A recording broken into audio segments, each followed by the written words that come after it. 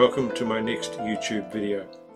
In this video I will explain my thoughts on global warming and its effect on our planet, or should I call it by its current name, a climate emergency.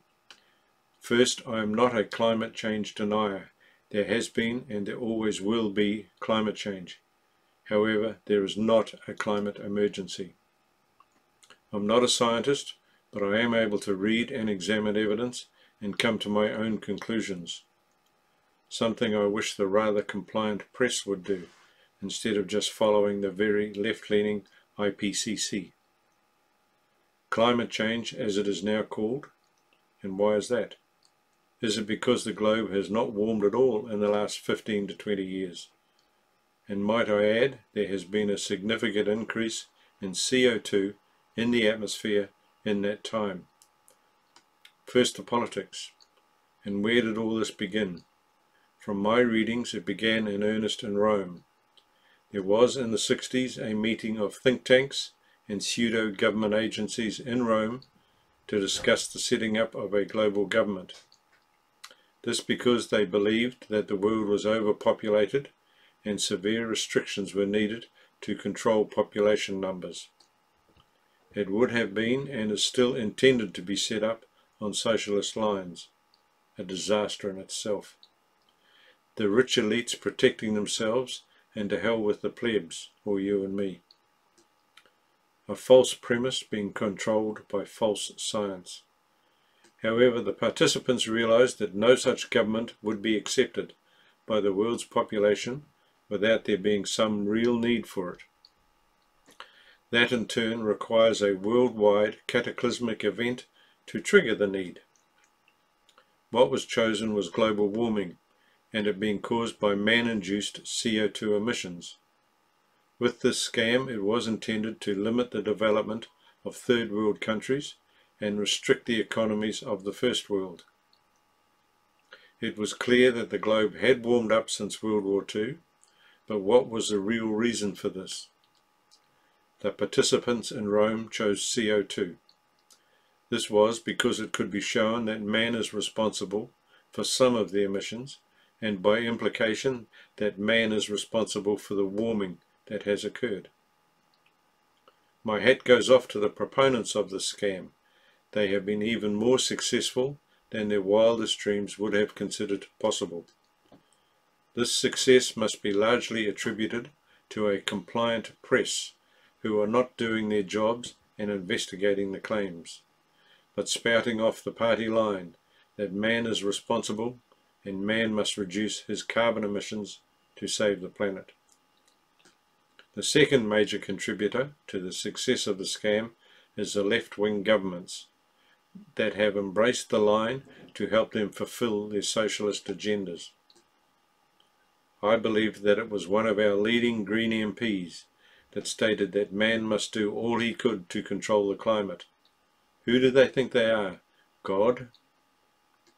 How scary can it get when someone who is in power, but without the support of the majority of the population, can implement their policies to achieve their ideological goals? The current government in New Zealand is trying to implement their very left-leaning agenda, and that includes a zero carbon bill that will have no effect on global emissions, but will totally ruin the economy of New Zealand. This with the coalition of losers that are now in power without the backing of the majority of the New Zealand population. The next contributor to the success of the scam is the education system. The very left-leaning educators in this country are compliant as well. It is here that the young are being indoctrinated into the man-made global warming scam. Well, it is what students do. They believe their teachers. Hence, most young people are on the bandwagon, and in turn they are indoctrinating their own parents. I heard recently that a father was teaching his child to question and examine what their teachers told them. In other words, to become a free thinker. When the student wrote a paper that did not agree with the teacher, although it was well argued, it was marked down. Why? Because it did not follow the party line. Now let's move from the politics to the science. First, CO2 is not a pollutant. It is absolutely necessary for all life to exist on this planet. Plants require it to grow, and in return they emit oxygen for us to breathe. Also, because there are plants, the herbivores can exist, who in turn provide food for the carnivores. And lastly, for man, who, as an omnivore, can and does eat both. Without CO2, we would not exist. Next, what is the CO2 makeup of the atmosphere? It has been established that there is approximately 400 parts per million of CO2. The vast majority of that is naturally produced, with man and his burning of fossil fuels accounting for only 3% of that amount.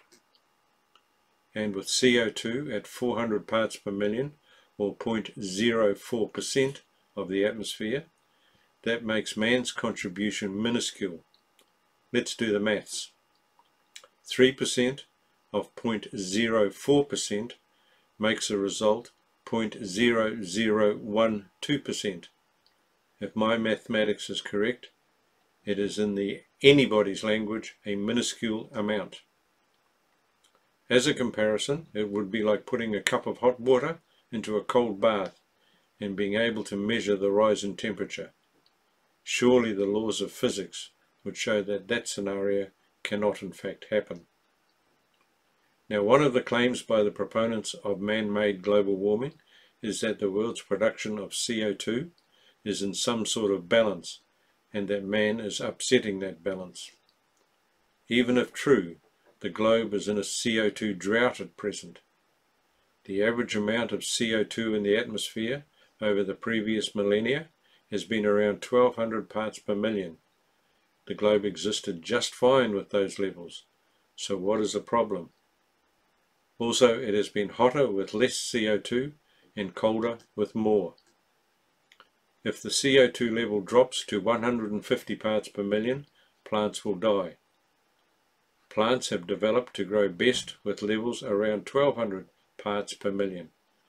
Greenhouse operators often pump extra CO2 into their glasshouses to raise the amount closer to that level, so helping plants grow bigger and better. So rather than stopping man's emissions, let's keep them going. Water vapor and the sun are the main drivers of global warming, yet both are mostly excluded in any of the IPCC predictions. Why? Because neither can be blamed on man. I'm sure you will all relate to the fact that when in a winter sky and it is clear of clouds in the early mornings, it is noticeably cooler than when there are clouds.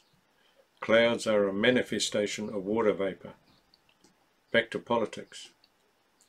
The zero carbon bill is being put forward by the socialist New Zealand government, who believe they know best. It will achieve nothing on a global scale to reduce carbon emissions. However, it will totally destroy the New Zealand economy. I, for one, do not want that. More on global warming in a later video. Well, that's the end of this one. Please like and share, and if you wish to subscribe, use the appropriate buttons. If you would like to comment, feel free. It is good to have a two-way conversation. Thanks for watching, and we will see you next time.